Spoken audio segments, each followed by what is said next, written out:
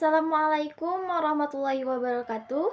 Perkenalkan, nama saya Fauzia Nurul Ajijah dengan NIM 21030802231026. Baik, di sini saya akan memaparkan tentang sejarah perkembangan ICT. Nah, sebelum kita lanjut ke materi, alangkah baiknya comment, like, and subscribe. Nah, sebelum kita menjelaskan ke sejarah perkembangan ICT, apa sih itu ICT atau TIK? Teknologi adalah perkembangan dan aplikasi dari alat, mesin, material, dan proses yang memudahkan manusia untuk menyelesaikan masalahnya. Sedangkan informasi adalah hasil pemrosesan, manipulasi, dan pengorganisasian atau penataan dari sekelompok data yang mempunyai nilai pengetahuan bagi penggunanya. Sejarah perkembangan ICT pada masa prasejarah. Masa prasejarah berlangsung sampai pada tahun 3000 sebelum Masehi. Pada masa prasejarah ini, manusia belum mengenal tulisan dan hanya mengenal simbol-simbol. Manusia hanya mengenal bentuk-bentuk, mereka menggambar informasi berburu dan hasil buruannya yang mereka dapatkan pada dinding-dinding gua. Sebelum melukis pada dinding-dinding gua, mereka mengidentifikasi pada benda-benda sekitar tempat tinggalnya. Pada awalnya, manusia hanya berkomunikasi dengan sesama menggunakan suara dengusan dan isyarat tangan. Akhirnya, mulai berkembang dengan diciptakannya benda-benda yang menghasilkan bunyi dan isyarat-isyarat dari alam sekitar, misalnya trompet, dari tanduk binatang, kentongan, kendang, dan isyarat dari asap sebagai pemberi peringatan akan ada bahaya. Selanjutnya, sejarah perkembangan ICT pada masa sejarah. Masa sejarah berlangsung pada tahun 2900 sebelum Masehi sampai 105 Masehi. Manusia mulai mengenal tulisan pada masa ini. Huruf hieroglif mulai digunakan oleh bangsa Mesir kuno. Hieroglif adalah bahasa yang setiap ungkapannya diwakili oleh sebuah simbol yang berbeda. Ketika simbol-simbol tersebut digabungkan, maka akan mempunyai cara pengucapan dan arti yang berbeda. Bentuk tulisan dan bahasa ini lebih maju daripada bangsa Sumeria. Nah, yang terakhir adalah sejarah perkembangan ICT pada masa modern. Pada zaman modern, yang bisa dicontohkan sampai sekarang ini awalnya alat komunikasi. Dimulailah terciptanya telegram, surat menyurat hingga email yang kemudian berkembang menjadi telepon. Telegraf merupakan alat untuk mengirim dan menerima pesan jarak jauh. Alat ini diciptakan oleh seorang warga Amerika yang bernama Samuel dengan asistennya Alexander Bain pada tahun 1837. Pesan pertamanya berupa kode Morse. Pesan ini hanya orang-orang yang paham kode Morse yang bisa mengirim dan menerima. Baik, bahasan selanjutnya adalah perkembangan teknologi komputer. Pada generasi pertama pada tahun 1940 sampai 1950-an, komputer generasi pertama berukuran besar, menggunakan tabung vakum untuk pengolahan data dan membutuhkan daya listrik yang besar. Beberapa contohnya adalah ENIAC dan UNIVAC. Selanjutnya generasi kedua, pada tahun 1950 sampai 1960. Generasi kedua menggunakan transistor sebagai pengganti tabung vakum, menggunakan komputer menjadi lebih kecil, lebih cepat, dan lebih hemat energi. Contohnya adalah IBM 1401 dan IBM 7090.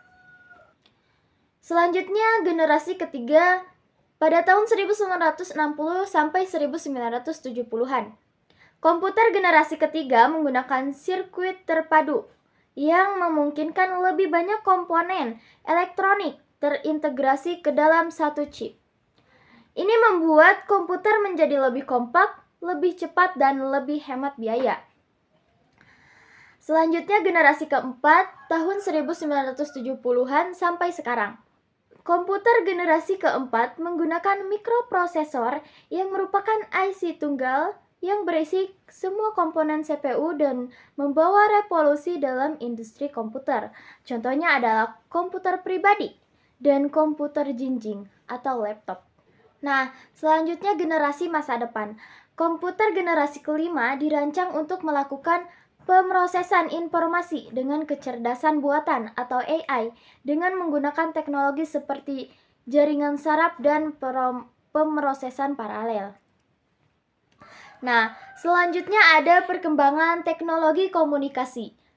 Yang pertama ada internet. Penggunaan internet memungkinkan akses informasi global, komunikasi real time, dan perdagangan elektronik. Nah, yang kedua ada telepon seluler.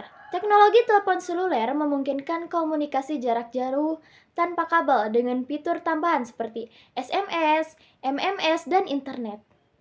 Yang selanjutnya ada telepon. Penemuan telepon memungkinkan komunikasi suara jarak jauh, merevolusi cara manusia berkomunikasi. Yang keempat ada telegraf. Telegraf memungkinkan pengiriman pesan teks melalui kabel, mempercepat komunikasi jarak jauh. Dan yang terakhir ada sinyal asap. Sinyal asap merupakan bentuk komunikasi tertua digunakan untuk mengirimkan pesan melalui kode asap. Adapun jenis-jenis peralatan ICT. Yang pertama ada komputer, yang kedua ada proyektor LCD, yang ketiga ada OHP overhead projector, yang keempat ada laptop, yang kelima ada komputer genggam, yang keenam ada deskbook, yang ketujuh ada kalkulator, ada kamus elektronik, MP3 player, MP4 player, flash disk, televisi, dan radio. Selanjutnya ada peralatan teknologi komunikasi. Yang pertama ada handphone, yang kedua ada faxmail, yang ketiga ada telegraf, yang keempat ada pager, yang kelima ada walkie-talkie, yang keenam ada internet messenger, yang ketujuh ada email, dan yang terakhir ada surat pos.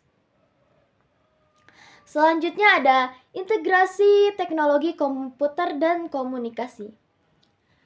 Integrasi teknologi komputer dan komunikasi mengacu pada penggabungan sistem komputer dan teknologi komunikasi untuk menciptakan infrastruktur yang memungkinkan pertukaran informasi dan komunikasi yang efisien.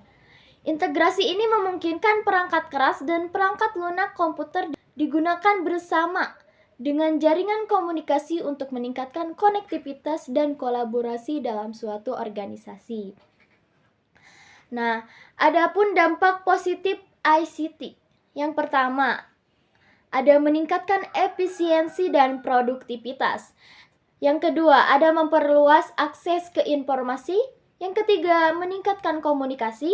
Yang keempat, memfasilitasi inovasi dan kreativitas. Yang kelima, mendorong pertumbuhan ekonomi. Yang keenam, memperbaiki layanan kesehatan dan pendidikan. Dan yang terakhir, memperluas peluang bisnis. Adapun dampak negatif ICT. Yang pertama, ada ketergantungan yang berlebihan. Yang kedua, kesenjangan digital. Yang ketiga, keamanan dan privasi. Yang keempat, isolasi sosial. Yang kelima, penyalahgunaan informasi. Yang keenam, dampak lingkungan. Dan yang terakhir, pengangguran struktural. Baik, dapat saya simpulkan, teknologi secara garis besar dibagi menjadi dua, yaitu teknologi informasi dan teknologi komunikasi. Sehingga peralatan teknologi informasi dan komunikasi akan sedikit berbeda, walaupun secara garis besar sama. Teknologi informasi lebih ditekankan pada hasil data yang diperoleh, sedangkan pada teknologi komunikasi ditekankan pada bagaimana suatu hasil dapat disalurkan, disebarkan, dan disampaikan ke tempat tujuan. Teknologi informasi berkembang cepat dengan meningkatnya perkembangan komputer dengan piranti pendukungnya, serta perkembangan teknologi komunikasi yang ada.